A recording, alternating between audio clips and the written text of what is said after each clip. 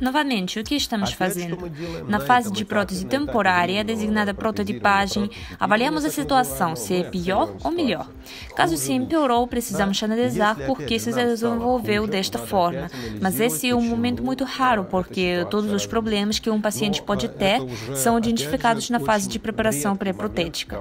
Ou seja, se você repentinamente teve algum tipo de dissonância em uma prótese temporária, aqui precisa entender e descobrir a extensão desse problema, porque, por exemplo, você pode ver os lascados.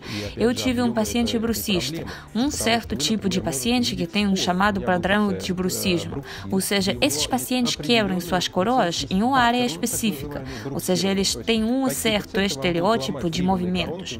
Aqui, novamente, passando para próteses permanentes, você pode preparar essas áreas a partir de zircônio puro, ou talvez fazer proteções de metal, se estamos falando de cermete ou próteses em metais preciosos e assim por diante. Portanto, você já tem a noção de que aí pode haver alguns problemas. E, novamente, você pode avisar o paciente ao tomar a decisão de criar um nightcap, o chamado protetor bucal noturno. Se está tudo bem, prosseguimos para a etapa de próteses permanentes. O fato é que as próteses permanentes são a etapa final do nosso trabalho médico, mas de jeito nenhum a cópia das coroas temporárias, colegas. Por isso, nunca realizo próteses permanentes de transferência de dados que recebi em próteses temporárias ou após próteses temporárias por fixação cruzada, quando removemos metade das coroas, o silicone empurrado para dentro e depois a segunda metade do silicone e transfere-se, ou usando as próprias coroas temporárias transfere-se à proporção da altura da mordida. O fato é que estamos indo sequencialmente. A primeira etapa é a preparação pré-protética, temos um sinal positivo, a melhoria. A segunda etapa é de próteses temporárias, a situação melhorou, e a terceira etapa, não deve copiar o segundo, deve ainda melhorar a situação.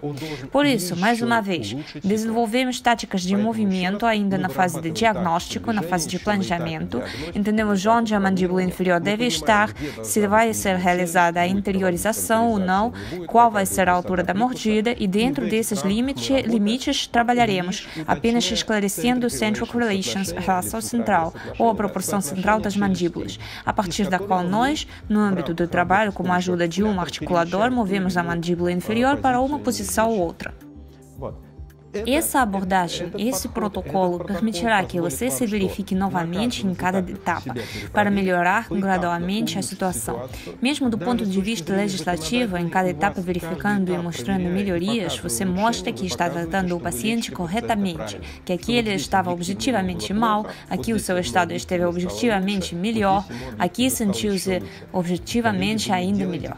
Colegas, vocês não fazem coroas, nós não as estampamos. O que estamos fazendo com a ajuda de coroas, nós tratamos o paciente. Portanto, nossos passos, nosso protocolo implica mais uma vez passos sequenciais na melhoria da condição do paciente. E depois disso, realizamos o implante de próteses.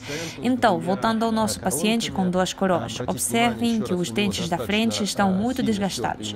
O que estamos fazendo? Realizamos palpação, realizamos cálculos do índice oclusal. Este paciente apresenta uma situação muscular bastante calma e um índice oclusal não muito alto, embora acima do normal. Para a análise, utilizamos o oclusograma, ou seja, mais uma vez, o diagnóstico incluiu uma abordagem bastante abrangente. O oclusograma permite realizar uma análise oclusal muito rápida, que permite entender o esquema de gerenciamento do paciente. O esquema oclusal é a zona de sobrecarga, resolver muitas questões. É obrigatória a fotografia intraoral de alta qualidade. Você deve entender o que acontece na boca do paciente.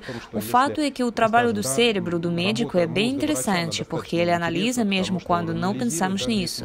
E se você, por exemplo, à noite se lembrar de algo e o paciente não está, mas você precisa vê-lo, o que você faz? Você abre o perfil dele, abre as fotos, olha a posição dos dentes, se tem alguns problemas ou não, e a sua decisão será mais consciente. Pois, você vê, neste caso, estou medindo o tamanho das faixas. Mais uma vez, se você tiver oclusogramas e outros diagnósticos, poderá analisar tudo isso profundamente ou muito profundamente. O próximo ponto é a análise instrumental, injeções para o articulador.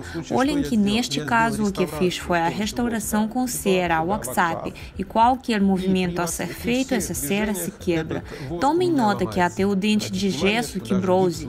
Então, se simplesmente restaurarmos os dentes da frente desse paciente, seja com facetas de cerâmica, coroas ou com apenas o compósito, ele os quebrará uma vez realizado qualquer movimento.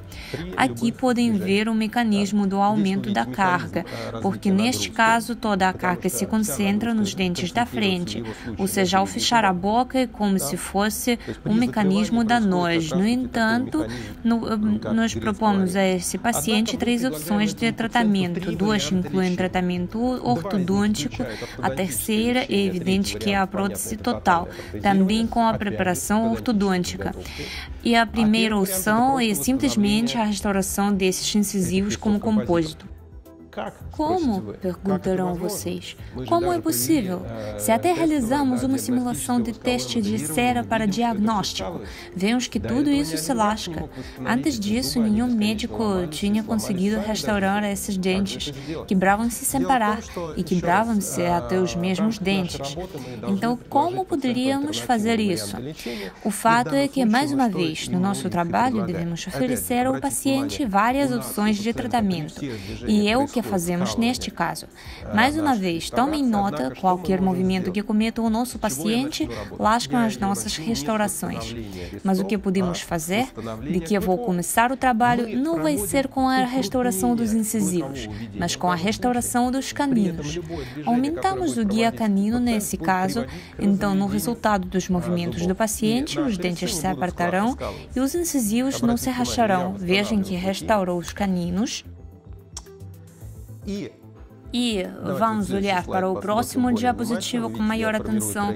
Aqui formam os traços, e nesses traços, olhem 8 micrômetros do papel carbono preto.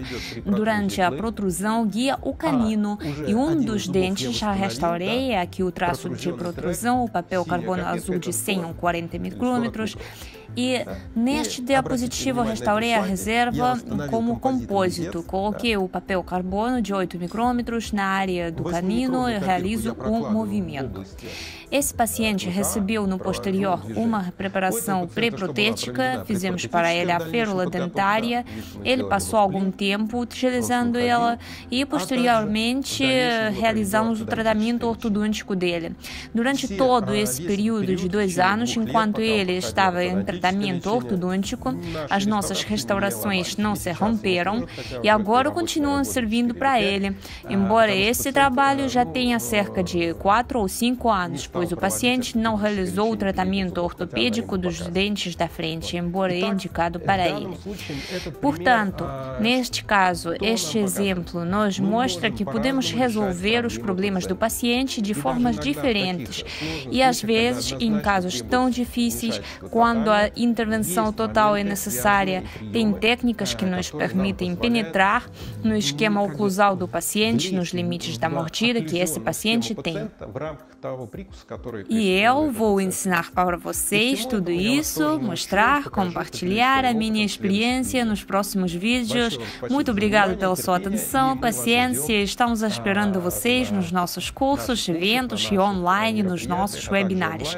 Para nós será um prazer tanto de vê-los ao vivo, como se vão assistir aos nossos vídeos, subscrever-se ao nosso canal, escrevam as suas perguntas e os seus conselhos, compartilhem a sua experiência. Isso também é importante para nós. Muito obrigado.